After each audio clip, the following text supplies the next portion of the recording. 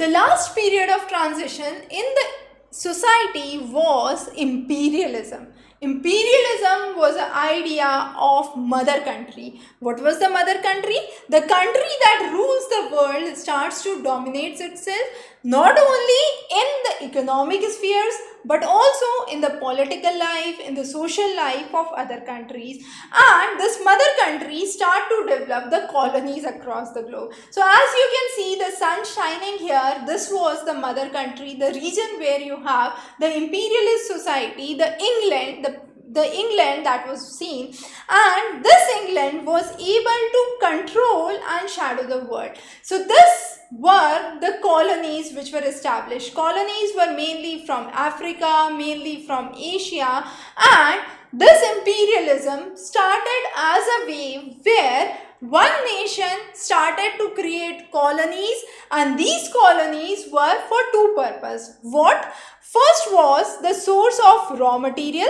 They provided raw material to England. So England was given the raw material and England provided the finished products to these countries or to these colonies. So the mother country provided the finished products, which was much more cheaper as compared to their local production, and therefore was mainly demanded in the market, and the mother country could derive excessive profits, and this was the basis for imperialism. Now, how this imperialism works? It was first that the industrialization starts in the mother country, that is the United Kingdom or the England.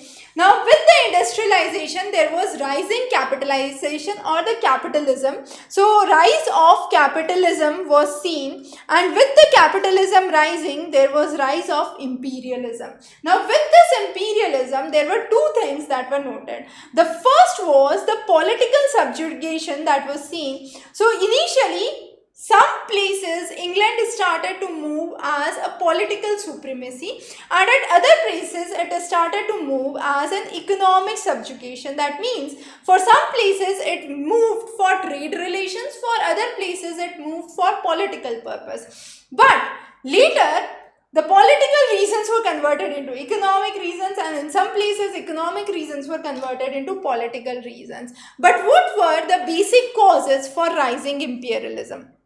Rising imperialism witnessed 9 basic causes. The first was, as we mentioned, a lot of production. Industries started to come up in England, France, Portugal, and in 1870s even in Germany and Italy, and they required places to sell their product. So there were colonies which came into existence, and these colonies were again the source of raw material. In order to survive their industries, they required raw material. This raw material could come from the colonies of Asia and Africa, mainly cotton, mainly minerals, and all this could be possible through what? How would the raw material and finished product go? Definitely transportation. So invention of steam engines, invention of railways, telegraph, moving to different lands, conquering different lands, and establishing trade relations became very, very important. The next was rising population pressure. In Europe, the population explosion took place. With this extra population, they required colonies where they could shift their population and actually depopulate themselves. So to depopulate and to release the population pressure from Europe, the colonies became very, very essential.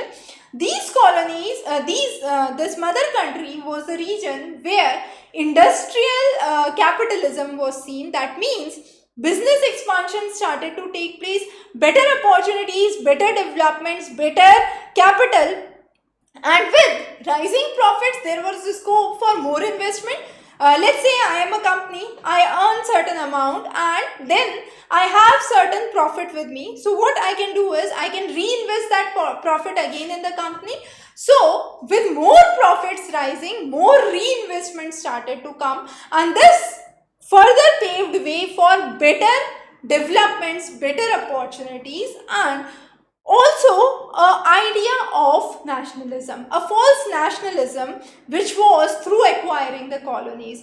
Acquiring the colonies, they had a false sense of national pride.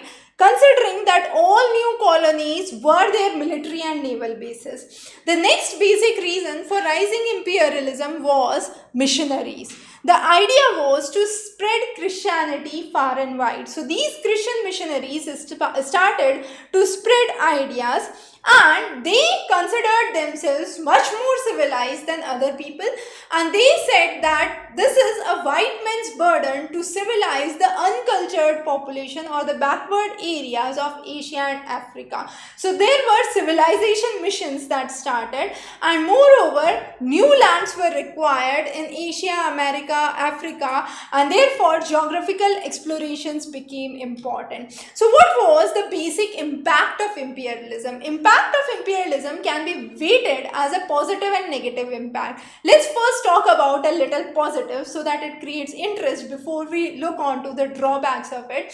The positive systems were definitely building of what we see in India, the present day postal system, the present day railway system, the modern system of education, starting off the English as a medium of instruction. So developments in education, new roads, new infrastructures that were developed, development in the field of science, health, and infrastructure. So infrastructure included roads, included railways, shipping, canals which were built. So all those were some of the positive impacts which were witnessed by the imperialists, by the mother country in the various colonies, not just India.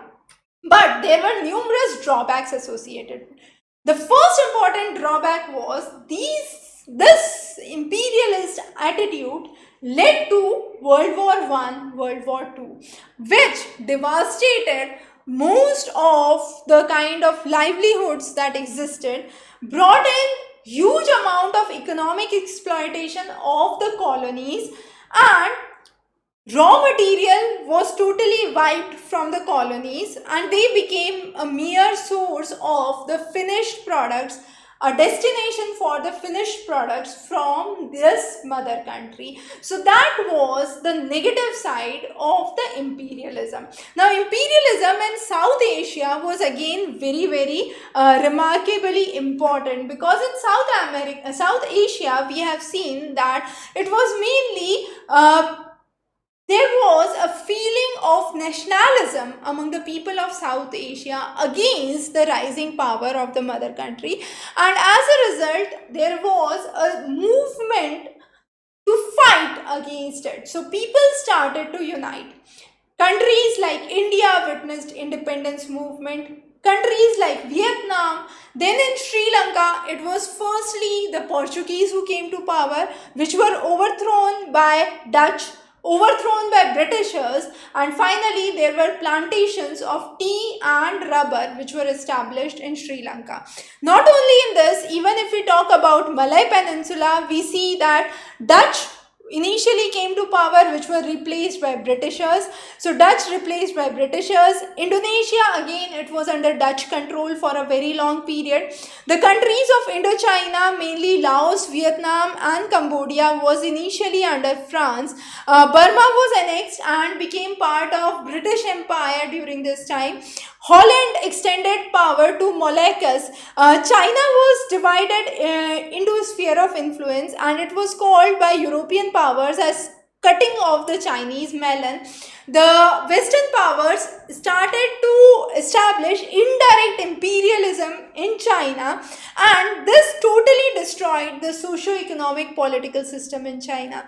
So there was a kind of unity among the people, a revolution that started among the masses, and rise of nationalism was seen in most of the countries of South Asia. And this is something which led to the Indian national movement and the roots of Indian national movement, which we would understand further into detail. So this was just an outline to help us understand why and how imperialism was one of the leading reasons for rising nationalism in the colonies where British was in power.